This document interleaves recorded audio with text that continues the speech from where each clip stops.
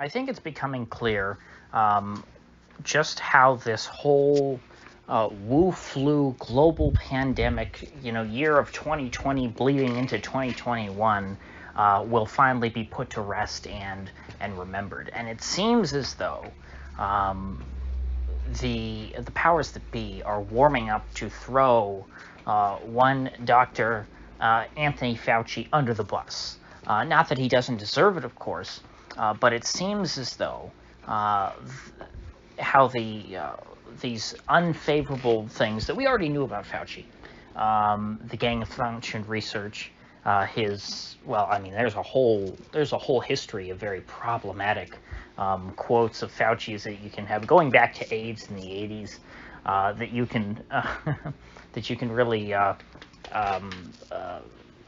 dive deep down into if you want to smear him. And I think that all of that is coming.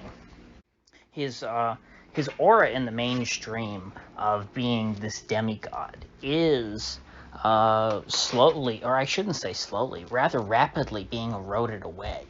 There is an article now today out in The Australian, which of course is not U.S. media, but I think is going to spread into U.S. media, on a clip which somebody dug up of Fauci from 2012 testifying before, I believe, the Senate, although it can't tell necessarily from the video, but it's either the House or the Senate, in which he's explaining how gain-of-function research works and why, it's a good thing. And apparently he also, in a paper wrote that, it's worth the risk. And so it seems pretty darn clear what we already knew, that Fauci has no problem with gain-of-function research. Now, why is this coming out now? This looks to be, a C-SPAN clip. This looks to be a part of the congressional record that anybody could have dug up at any moment. And so somebody, I think, has been sitting on this, this whole time, and has decided to just, put this out there. Now, unfortunately, the Australian is behind a paywall, so I can't actually read who their source is on the story. I assume, they could just say, hey, we dug it up ourselves. I don't know. But given the timing of this, it seems to me like this is being planted at a time to strategically try and continue to weaken Fauci. This is adding credence to the idea that Fauci funded gain-of-function research at Wuhan, which he was accused of by, what's his name, Nick whatever from the New York Times, and Rand Paul and all these people being pressured by that, and he keeps denying it.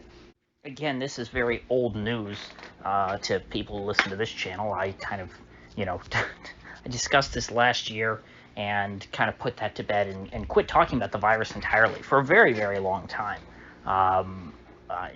Especially since, here in Florida, the lockdowns were, or any semblance of any kind of shutdowns of businesses at all were over by like April or June. Right, I think April or May, one of those 2 months.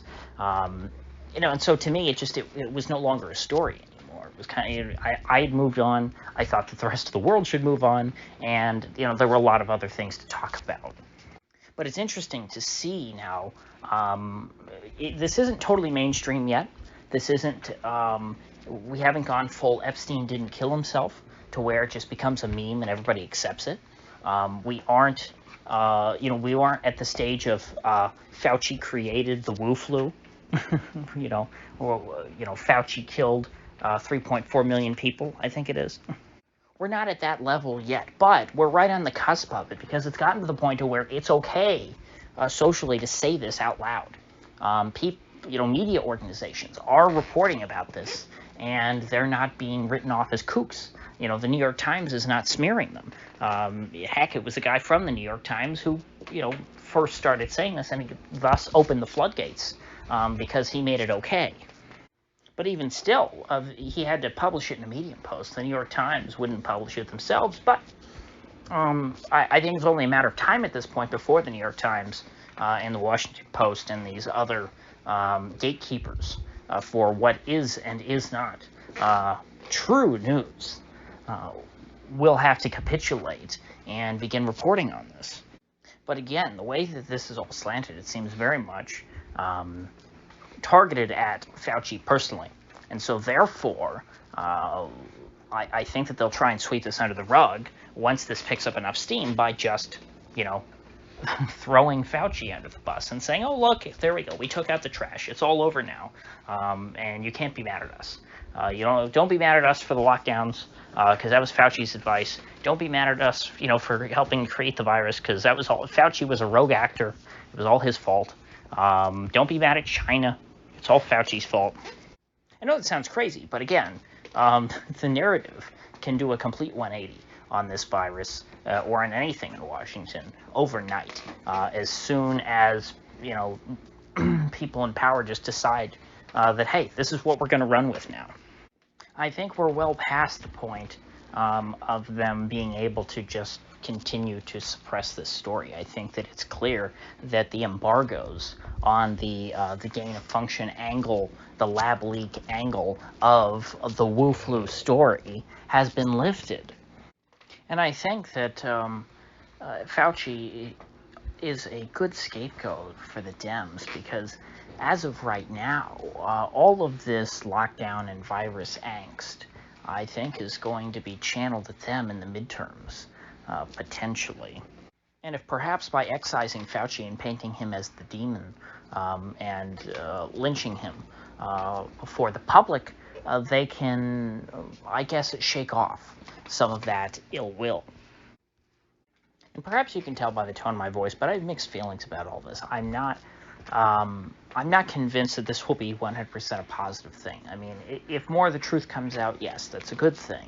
It's a good thing that, if people start to accept the strong possibility of the lab leak and of the contribution to gain of function research to this whole past year. I think it'll be good if people don't think that this just happened naturally and that this is something that we have to worry about occurring in nature, every once in a while. I think that the new normal narrative of how, oh, hey, this is just something we have to worry about now, and, we may need to bring back lockdowns every time that there's a bad flu season.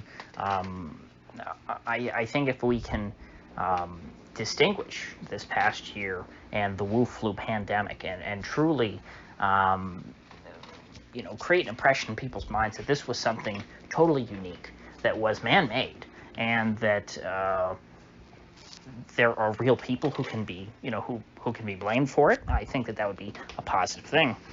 But at the same time, if this is, allowed to happen, I can't help thinking, that they would only let Fauci be thrown under the bus like this if the establishment had something to gain from it, and that, this could somehow get worse for them.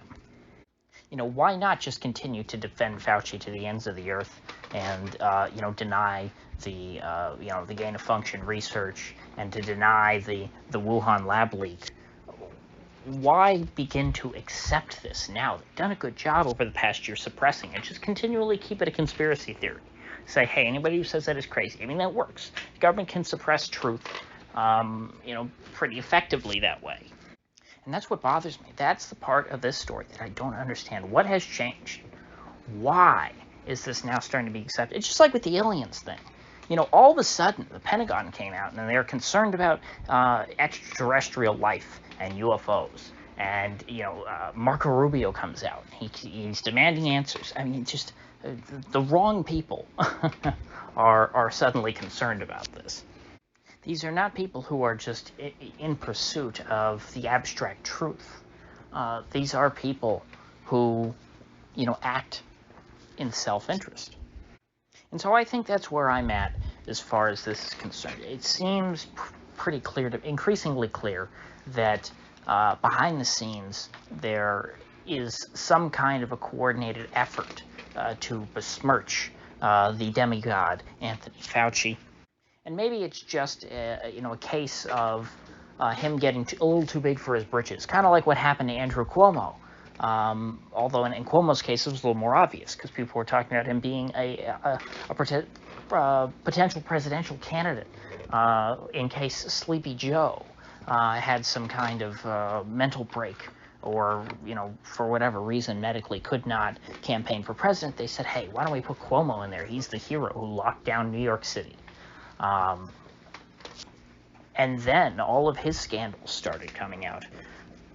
And what that clearly was Kamala Harris's people wanting to take out the trash and cripple him to make sure that he could not run for president in 2024. Harris and her ilk wanted to clear the path to, for her nomination.